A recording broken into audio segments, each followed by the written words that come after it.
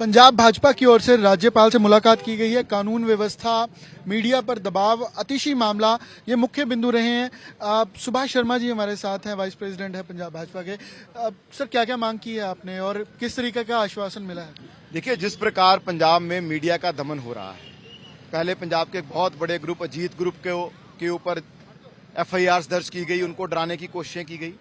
फिर पंजाब के जो हमारे इन्फ्लुएंसर्स हैं, यूट्यूब पत्रकार हैं, उनके ऊपर सिर्फ एक सवाल पूछने पर एफआईआर कर दी। और अब पंजाब केसरी ग्रुप जो बहुत बड़ा अखबार है देश का, उसके विरुद्ध जिस प्रकार की वेंडेटा की राजनीति हो रही है, उनके खिलाफ झूठे मुकदमे दर्ज किए जा रहे हैं, उनके संस्थानों पर छापे मारे जा रहे हैं, उनकी प्रिंटिंग प्रेस को बंद करने की धमकियां दी जा रही हैं।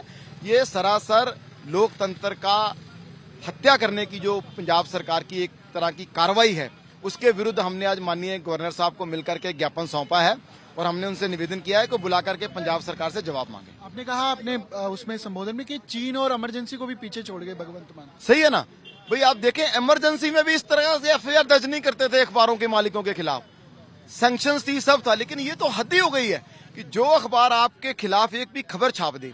अब शीश महल की खबर छपी है जिसके कारण ये सारा विवाद हुआ है। एक प्रेस कॉन्फ्रेंस हुई, अखबार में खबर छप गई। वो तो कह रहे पर्सनल है, पंजाब केसरी ने कोई वायलेशंस की, इस वजह से उनको नोटिस। अरे मुझे बताओ, ये वायलेशन शीश महल की खबर छपने के बाद ही हुई है क्या? ये सिर्फ बहाना है। मकसद ये है कि मीडिया हाउसेस को डराया जाए।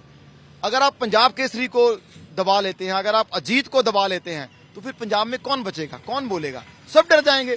तो अगले 8-10 महीने जो चुनाव आने वाले हैं, और जिस प्रकार से इनके खिलाफ एक जन क्रोश पैदा हो गया है, जिस प्रकार से इनके खिलाफ पब्लिक मूवमेंट्स हो रही हैं, उसकी रिपोर्टिंग अखबार चैनल्स करेंगे तो इनको तो चुनाव में जाना मुश्किल हो जाएगा। तो इसलिए अब ये जो मनीष सिसोदिया साहब ने कहा साम दाम दंड भेद, तो साम दाम से तो बात बनी नहीं, खरीदने की बात हुई नहीं, तो अब दंड दे करके, डरा करके, एफआईआर करके ये मीडिया को दबाना चाहते हैं। कानून व्यवस्था पर आपने क्या मांग की है? क्योंकि गैंगस्टर देखे हैं हमने वीडियोस में, या तो सिर में गोली मारते हैं या छाती के अंदर गोली मार के किसी को मार देते हैं, और उन्हीं का एनकाउंटर होता है। दूसरी तरफ पुलिस से तो वो किसी की लात में इंजरी, किसी के सिर में इंजरी, दूसरे दिन एनकाउंटर्स और गैंग वॉर्स हैं। देखो, पंजाब में तो लॉ एंड ऑर्डर की हालत इतनी खराब हो चुकी है कि पंजाब में आप बड़े बड़े उद्योगपतियों या अमीर लोगों को छोड़ दीजिए, एक छोटा किराने की दुकान चलाने वाले को भी एक्सटॉर्शन की कॉल आ रही है, बाल काटने वाले को एक्सटॉर्शन की कॉल आ रही है, दर्जी को जो कपड़े कुर्ते पजामे सिलता है उसको गोली मार दी एक्सटॉर्शन के लिए।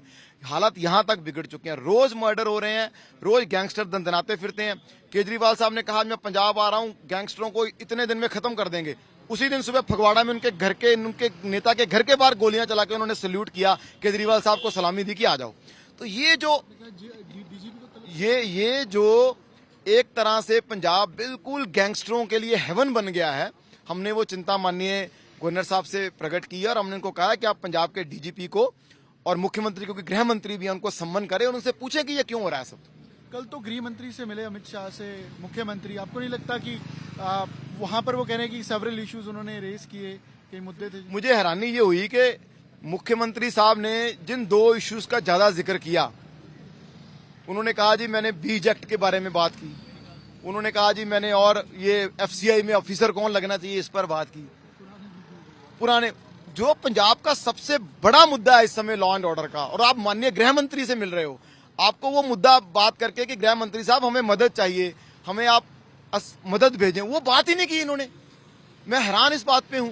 तो इसलिए हमने माननीय राज्यपाल महोदय को कहा है कि आप माननीय गृह मंत्री जी को रिपोर्ट भेजें, आप भी इनको सम्मन करें और गृह मंत्रालय भी इनको बुला करके पूछे कि पंजाब में ये हालात क्यों। एक आखिरी सवाल इससे अलग है।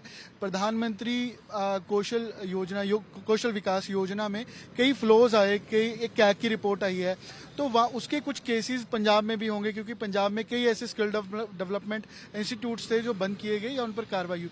आपको क्या लगता है इसका कारण पंजाब में जो इस तरीके की उनकी किसकी नालायकी है, या क्यों वो सिरे तक नहीं पहुंचे गाँव तक? देखिए, सारा जो स्किल डेवलपमेंट का पैसा है वो तो पंजाब स्किल डेवलपमेंट मिशन के थ्रू ही खर्च होता है। केंद्र सरकार तो फंड देती है, पैसा तो स्किल डेवलपमेंट काउंसिल है पंजाब की, मिशन है, पंजाब सरकार के ऑफिसर ही उसको हेड करते हैं। तो अगर यहाँ पहली बात तो बहुत काम ही कम हुआ है देश के मुकाबले, अगर हम देखें तो पंजाब में बहुत कम काम हुआ है स्किल डेवलपमेंट के बारे में, और जो हुआ भी है अगर उसमें कुछ अनियमितताएं हैं तो जरूर उनकी भी जांच होगी। पंजाब सरकार की गलती ऑब्वियसली, क्योंकि पंजाब सरकार ही खर्च करती है, पंजाब सरकार का ही डिपार्टमेंट है वो। जांच कैसे करवाई जाएगी उसमें? वो तो केंद्र से एक बार बात करेंगे किस प्रकार की जांच हो सकती है, लेकिन अगर कोई नियमितता होगी तो जरूर जांच होगी। सर मैं बातचीत कर रहे थे कि कानून व्यवस्था पर डीजीपी को तलब किया जाए और साथ साथ मीडिया पर दबाव है, जिसको लेकर राज्यपाल पंजाब गुलाब चंद कटारिया से मुलाकात भाजपा डेलीगेशन ने की है। कैमरा पर्सन गिरीश साथ अमन भारद्वाज, चंडीगढ़ आज तक।